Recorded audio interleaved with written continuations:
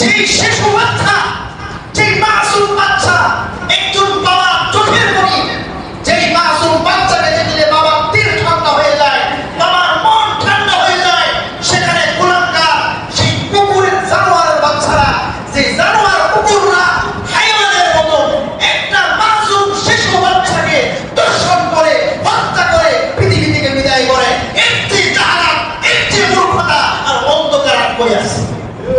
কথা ঠিক কিনা? আজকে বারবার প্রতিনিয়ত শিশু দর্শন হচ্ছে, শিশুদেরকে হত্যা করছে, শিশুদেরকে আইয়ামে জাহালাতের বর্বরতার যুগ আজকে এই জামানা পাই দিয়েছে। আমি মনে করি একমাত্র কারণ হলো আল্লাহ বিধান না থাকার কারণে, আল্লাহ আইন না থাকার কারণে বারবার আমার বোন, আমার মেয়ে, আমার সন্তান দর্শিত হচ্ছে। আল্লাহর আইন হচ্ছে যদি একজন দর্শককে মৃত্যুদণ্ড দেওয়া হতো, আল্লাহ বিধান হলো যদি পুরুষ বিবাহিত সে দর্শন করে সে 18 কোটি মানুষের সামনে, জনগণের সামনে মৃত্যুদণ্ড দিয়ে সঙ্গে স্নান করে পাথর নিক্ষেপ করে তাকে দুনিয়ার জমিন থেকে বিদায় করতে হবে। একজন দর্শককে যদি, একজন খুনিকে যদি ফাঁসির কাস্টে ঝুলিয়ে অথবা তাকে মৃত্যুদণ্ড দিয়ে তাকে বিদায় করা হতো, 24 ঘন্টার ভিতরে গোটা বাংলাদেশের দর্শক আর হাইওয়ান জানোয়াররা মারা হয়ে যেত। কিন্তু আমরা বারবার দেখেছি তারা যখন জেলের ভিতরে চলে যায়, যখন জেলের ভিতরে আবদ্ধ হয়, আবার বিভিন্ন কায়দায়, বিভিন্ন কৌশলে, বিভিন্ন প্রভাবে প্রভাবিত হয়ে জেল থেকে তারা কিভাবে বের হয়ে যায়।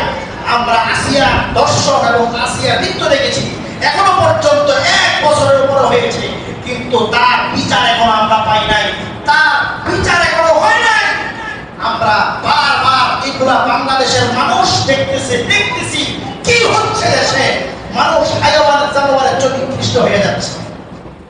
একমাত্র কারণ হলো মানুষের পর্নোগ্রাফি, খারাপ পর্নোগ্রাফির কারণে, মানুষ নেট আর মোবাইলের কারণে মানুষ একটা হাইওয়ান জানোয়ারের থেকে পৃষ্ঠ হয়ে যাচ্ছে।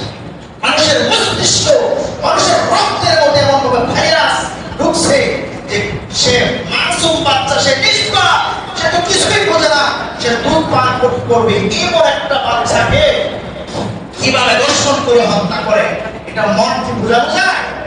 বোঝানো সম্ভব নয়।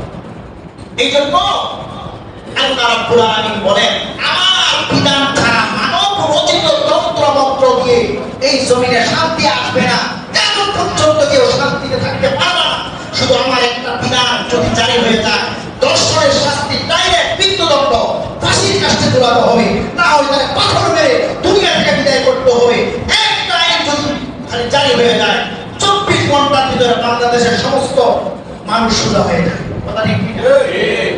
আল্লাহ রাব্বুল আলামিন এই বাংলাদেশের সমস্ত এই দর্শক যারা আছে, আল্লাহ তাআলা তাদেরকে হেদায়েত দান করুন, এবং যারা এগুলো করতেছে আল্লাহ তাআলা তাদেরকে আযাব দিয়ে, গজব দিয়ে তাদেরকে এই দুনিয়া থেকে বিদায় করে দিন। এই সমস্ত কুলাঙ্গার, এই সমস্ত নরপিশাচ পৃথিবীতে থাকার অধিকার না। কথা ঠিক কি না?